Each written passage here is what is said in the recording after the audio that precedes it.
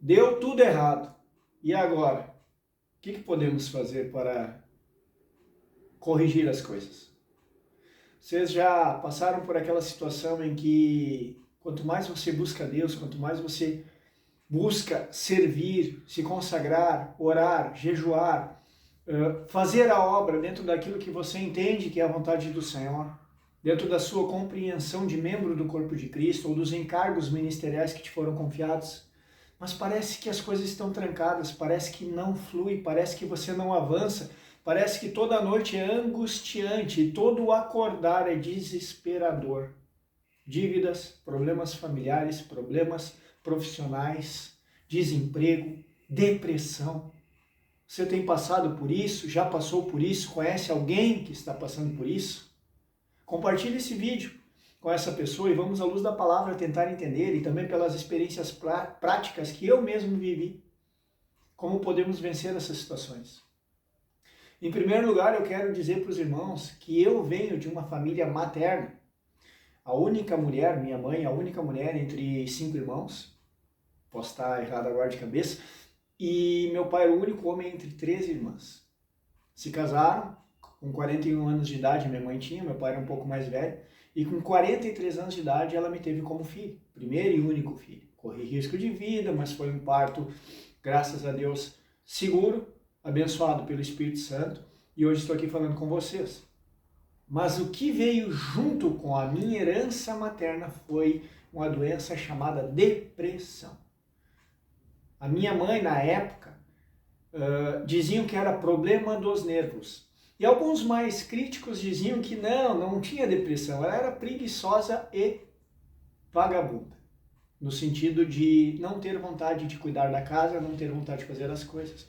Mas o que poucos sabem é que ela casou-se com um homem que parecia promissor, e que depois demonstrou ser um homem que era viciado em bebida alcoólica, agressivo quando bebia, quando era sóbrio era uma pessoa maravilhosa, pelo que eu lembro, e ele agredia minha mãe, e inclusive violentava minha mãe. Eu lembro dessas cenas, né? Não presenciei o ato em si, mas eu lembro de várias vezes que ele me expulsava do quarto e trancava a porta com a minha mãe. Mas por que o irmão Francis está falando isso para vocês? Porque eu quero que vocês entendam que a depressão, ela é algo que muitas vezes vem geneticamente, é uma maldição hereditária que vem de mãe para filho ou de pai para filho. E essa doença específica que eu estou citando para vocês, ela atacou a minha mãe, atacou a minha, atacou parentes meus de vínculo materno e até parentes meus de vínculo paterno, porque gostem ou não de ouvir isso, o alcoolismo nada mais é do que um vício, que nada mais é do que uma fuga para escapar de frustrações e fracassos, de ter uma vida onde você não realizou os seus sonhos e seus objetivos. Assim vale para qualquer tipo de vício. Por que uma pessoa cai num vício? Ou por influência de um amigo, ou porque ela perdeu a vontade de viver, tudo deu errado, e aí ela procura uma válvula de escape para poder se suprir. Eu fui viciado em jogos de fliperama, fui viciado em jogos de videogame, jogos de computador, fui viciado no ciclismo, que é um esporte, mas sim é um vício quando você se deixa levar por uma obsessão, onde você não tem mais controle dos seus próprios gastos e você passa uma vida investindo, você fica sem comida na sua casa, mas não deixa o seu equipamento de esporte faltar. Estão entendendo onde é que eu quero chegar? Tudo o que te torna, tudo que é obsessivo vai te levar a uma escravidão emocional. Tem uma música do grupo Rosa de Saron, na época que o Guilherme de Sá, ele participava da banda, e a música diz assim, como é que é? Jamais tenha como centro da tua felicidade algo que você possa perder. Jamais tenha como centro da tua felicidade algo que você possa perder. Então, a nossa felicidade não pode estar embasada no esporte, nem num jogo de computador, nem no trabalho, nem num casamento. A nossa felicidade, ela precisa estar alicerçada em algo que é sólido e eterno. O Senhor Jesus disse, Aquele que ouve as minhas palavras e as pratica é como um homem prudente que edificou a sua casa sobre a rocha. Vieram as tempestades, as correntezas, os ventos, e deram com ímpeto contra aquela casa, mas ela não cedeu, porque ela estava edificada sobre a rocha. Hoje eu conheço irmãos em Cristo, pessoas que eu amo e que eu gostaria de ajudar de todas as formas possíveis. Não vou ser aqui extremista a ponto de dizer, arrancaria meu braço por eles. Irmãos, a gente não pode ser Pedro, mesmo em risco de vida eu jamais te negarei, Senhor. Isso o Senhor não quer, isso é obra de Caim. É oferecer o melhor do fruto da terra. Caim ofereceu o melhor do fruto da terra, mas do que somos formados? Pó da terra. O Senhor não quer o seu esforço humano. Mas por que Abel era pastor de ovelhas, sendo que naquela época não se comia carne? Porque Abel sabia que para que houvesse expiação do pecado, e o pecado havia entrado no mundo, por causa da desobediência de seu pai Adão, Abel ofertava ao Senhor o melhor do seu rebanho, fazendo expiação pelo pai, pela mãe, por si próprio e pelo seu irmão Caim. É por isso que Abel agradou ao Senhor com a sua oferta, enquanto que Caim, que ofereceu para Deus uma abóbora, o melhor do fruto do seu trabalho humano da terra, o Senhor não se agradou. Porque o Senhor não quer que você se sacrifique por Deus. O único sacrifício válido a Deus é o sacrifício de Yeshua HaMashiach, Jesus Cristo, na cruz do Calvário. Esse é o sacrifício que agradou a Deus. Agora, quando eu sacrifico as minhas paixões caídas, adultérios, homicídios, só o fato de eu odiar alguém, eu já sou um homicida. Não que eu, Francis, odeie alguém, que eu lembro, não odeio ninguém. Mas se você sente ódio no teu coração por algo ou por alguém, você é um homicídio em potencial. Isso à luz da palavra de Deus. Se eu olhar para uma mulher com pensamentos impuros, eu estou em adultério. É essa a ótica da lei de Deus, na era da graça. Antigamente, se eu cometesse o ato em si, eu estava em pecado. E eu precisava fazer uma expiação de um pombinho, de um carneiro, de um novilho, para que eu pudesse expiar a minha culpa.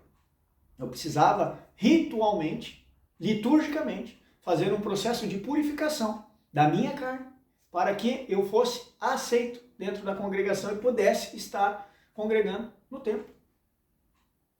Estou sendo bem hipotético para vocês entenderem aqui, irmãos. Nós sabemos que somente a tribo de Levi poderia servir no templo, etc, etc, mas os demais cristãos ou judeus, digamos assim, eles acessavam o templo. A palavra judeu seria correta, cristão foi um equívoco meu. Eu estou tentando trazer para a linguagem atual das igrejas. Hoje, as pessoas elas estão sacrificando dentro das igrejas. Seja oferta material, dízimo, seja sacrifício de abrir mão de estar com a sua família, de fazer muitas coisas para Deus, porque essas pessoas entendem que se elas fizerem muito para Deus, como Marta e Maria, lembram? Que enquanto Maria ouvia ao Senhor Jesus, Marta estava limpando a casa e cuidando para que tudo ali tivesse perfeitamente organizado, para que Jesus fosse bem recebido. E aí quando ela percebe que ela está onerada de serviço e ela vê sua irmã sentada, despreocupada, ela diz, mestre, não te inquietas, não te importas que eu esteja fazendo tudo sozinha, enquanto que a minha irmã não me ajuda em nada? Quantos crentes estão hoje dentro da igreja onerados de encargos e dizendo, Senhor, eu não aguento mais, tem irmãos mais velhos na fé que eu, tem irmãos mais maduros na fé que eu, tem irmãos com mais responsabilidades que eu e eu estou fazendo tudo sozinho. Está errado isso. Não é esse o pensamento que nós temos. Mas o que Jesus diz para Marta? Marta, Marta, andas inquieta com tantas coisas, mas pouco te é necessário, ou talvez uma coisa só. Maria escolheu a boa parte, e isso não lhe será tirado. Quando nós estamos confusos, onerados, pesados, sobrecarregados, quando as coisas não dão certo, quando a depressão vem, quando a angústia vem, quando as discórdias vêm, quando a traição vem, quando as pessoas que a gente mais ama nos batem na cara, nos humilham, nos ofendem, nos desacreditam, o que devemos fazer? Orar, clamar, fecha a tua porta, e em secreto ora o teu Pai, que em secreto o teu Pai, que sabe da tua necessidade, vai te ouvir, vai te recompensar. O Senhor Jesus disse: qual é o pai que, vendo o seu filho pedindo pão, lhe dará uma pedra? Lhe dará uma áspide? Vós que sois maus, saber dar boas dádivas a vossos filhos, quanto mais nosso Pai Celestial não vos dará gratuitamente com ele todas as coisas.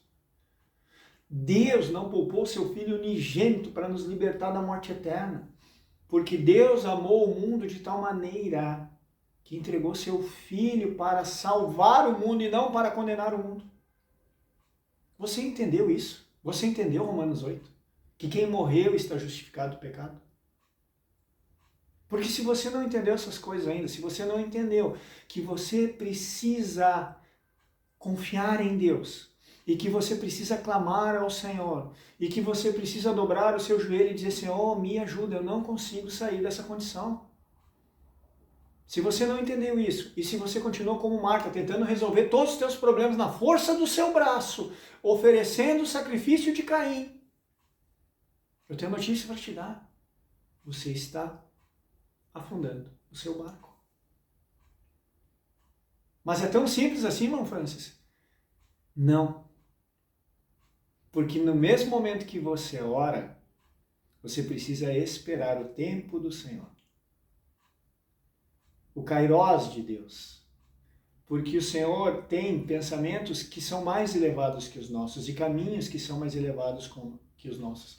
Eu ouvi na cidade de Santa Cruz do Sul, Rio Grande do Sul, enquanto eu auxiliava os irmãos durante um culto, num domingo de manhã, um testemunho de um irmão presbítero naquele local que disse que um filho menor de idade, 16, 17 anos, não dele, mas de uma outra pessoa, de um outro irmão, para que o jovem pudesse ir e voltar ao trabalho, foi comprado para esse rapaz uma moto, porque isso facilitaria o deslocamento para ele. Como a moto, ela gasta menos combustível, etc., isso seria útil para o rapaz e depois ele ia completar logo em seguida os 18 anos, tiraria sua CNH e conseguiria, né, viver a sua independência, digamos assim. Então, esse menino que ainda não tinha condições de ter a CNH foi abençoado, né, pelo seu pai carnal. Pois bem, amados, esse menino sofreu um acidente com a moto que era para ser a bênção dele. E esse menino morreu. Qual é a moral que eu tirei disso? Que Deus não entrega a bênção antes da hora se você não tem estrutura, maturidade e capacidade de administrar ela. Eu passei fome. Eu fui abandonado pelas pessoas que eu mais amava. Eu pedi várias vezes a Deus para me tirar a vida. Eu tive pensamentos suicidas incontáveis vezes. Lutei contra a depressão por anos a fio, calado muitas vezes. Eu lembro que a única vez, acho que lá pelo ano de 2010, 2011, foi a única vez que eu pedi para um parente meu que é médico para me receitar um remédio para depressão leve, porque esse tipo de medicação tem que ser tomado sob receita médica. E foi a única vez que eu tomei medicação para depressão. Porque dentro do meu coração eu sempre criei que o Senhor ia me dar vitória. E o Senhor me deu. Hoje eu posso falar de peito aberto que eu não tenho do que me queixar e não tenho do que reclamar e tenho prazer na vida. Tenho prazer de fazer esses vídeos e de alguma forma tentar instigar e incentivar os irmãos na fé a perseverar. Mas, meus amados irmãos, se você continuar fazendo as coisas na força do seu braço e não confiar no Senhor, não dedicar parte do seu dia, que tem 24 horas, parte, 15 minutos, meia hora, 1 hora, quanto tempo for necessário. Se você não tirar todos os dias um pouquinho do seu dia para orar, para buscar, para ler a Bíblia, para clamar, para louvar o Senhor, como é que você vai conseguir ter vitória se você nem crê no Senhor? Porque se você cresce no Senhor, você não faria na sua força. Você não seria uma pessoa autônoma, mas você seria obediente ao teu cabeça, que é Cristo. Amém? Então, querido, querida, eu não sei o que você está passando. Eu não sei qual é o nível, qual é o grau de dificuldade que você está passando, mas eu tenho plena convicção de uma coisa. Não vos sobreveio tentação que não fosse humana. Pelo contrário, o Senhor é fiel juntamente com a provação. Ele liberará livramento, de sorte que possais suportar. E está escrito também que todas as coisas cooperam para o bem daqueles que amam a Deus e são chamados segundo o seu propósito. Quem são aqueles que amam a Deus? Jesus disse, aqueles que têm os meus mandamentos e os guardam. Estes são os que me amam. Você ama o Senhor? Então confie nele. Não seja Marta. Não corra atrás do vento. Como Salomão, que foi o homem mais sábio e rico da terra, aquele homem teve 1000 mulheres, toda a glória, toda a riqueza do mundo, teve toda a sabedoria que um ser humano era capaz de ter. E o que ele diz no final da sua vida? Tudo é vaidade, correr atrás do vento. O resumo da vida de um ser humano é teme a Deus e guarde seus mandamentos. Só isso. Lembra que eu falei da música do Rosa Sarão?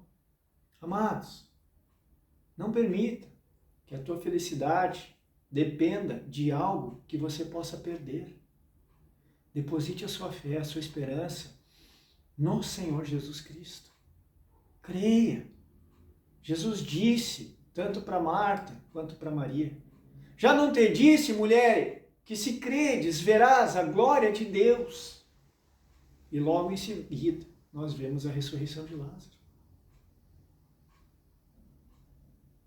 Durante esse vídeo, eu digo para você, meu irmão, minha irmã, já não te disse que se você realmente crer, a glória de Deus se manifestará na tua vida e te dará livramento? Entrega o teu caminho ao Senhor, confia nele, e o mais ele fará. Nós precisamos aprender a não depender de pessoas, porque em Jeremias 17:5 diz, maldito é o homem que confia no homem, faz do seu braço a sua força e aparta seu coração do Senhor. Mas no versículo 9 diz, bendito é o homem que confia no Senhor e cuja esperança é o Senhor. Enganoso é o coração do homem, mais do que todas as coisas, e desesperadamente corrupto. Jesus disse, do coração do homem é que sai toda a maldade que impera no mundo. A árvore que a serpente ofereceu no Éden para Eva e para Adão era do conhecimento do bem e do mal, era o fruto do conhecimento do bem e do mal, ou seja, quantas vezes nós, por mais fiéis que sejamos na obra, por mais obras que venhamos a fazer para o Senhor, por mais encargos e responsabilidades de servos que nós entregamos ao Rei, nós dizemos, Deus, tu estás sendo injusto comigo, porque eu não merecia estar passando pelas coisas que estou passando. Mas o que Deus responde para Jó? Quem é tu, Jó? Onde tu estava quando eu formava o mundo, quando eu criava os animais, quando eu criei o Leviatã, o Behemoth, quando eu criei o monstro marinho? Quem é tu, Jó? Paulo foi mais ousado e disse, quem és tu, homem, para discutir com Deus? Agora a coisa formada vai discutir com quem a fez? Por que me fizestes assim ou por que me fizestes sem alça? Irmãos, tudo o que o diabo quer é que você blasfeme a Deus e morra.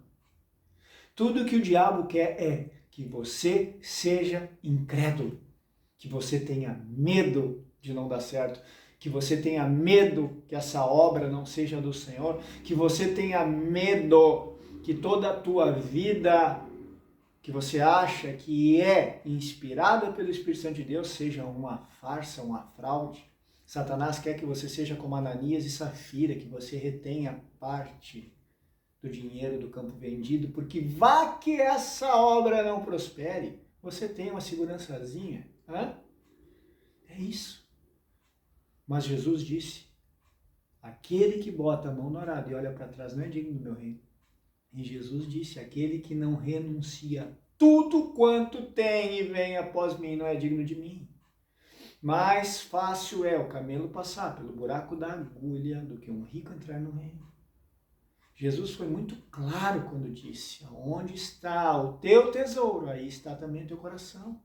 Paulo foi muito sábio quando disse, se morrestes com Cristo para as coisas do mundo, pensai nas coisas do alto, onde Cristo vive. Quando Cristo se manifestar, ou seja, quando Ele voltar, nós também seremos manifestos com Ele em glória. Você crê nisso? Então por que está tão preocupado com as coisas da terra? Eu sei que é duro ouvir essas palavras, eu sei que pode talvez não trazer consolo para os irmãos, mas irmãos, eu não tenho poder para ajudar você, mas Jesus Cristo tem. E é isso que ele me manda falar para você nesse vídeo. Creia no Senhor, creia no Filho de Deus. Invoque o nome do Senhor, porque todo aquele que invocar o nome do Senhor será salvo. Sem fé é impossível agradar a Deus. Medite em Romanos capítulo 11, todo o capítulo. Medite no Sermão do Monte, que começa em Mateus 5 e termina no final do capítulo 7. Meditem nessas palavras, vivam essas palavras, se alimentem das palavras da vida. Jesus disse: quem de mim se alimenta, por mim viverá. Ele é a palavra, ele é o verbo vivo de Deus, o Logos de Deus. Creiam no Senhor. E deixe o milagre transformar a sua vida. Porque é isso que ele quer fazer conosco. Nos transformar de velha criatura em nova. Amém? Deixa o Senhor destruir o teu velho homem, para que o novo possa fluir em glória com Cristo Jesus no dia da sua vinda. Paulo disse, mesmo que o nosso homem exterior se corrompa, o homem interior se renova todos os dias. Que Deus abençoe.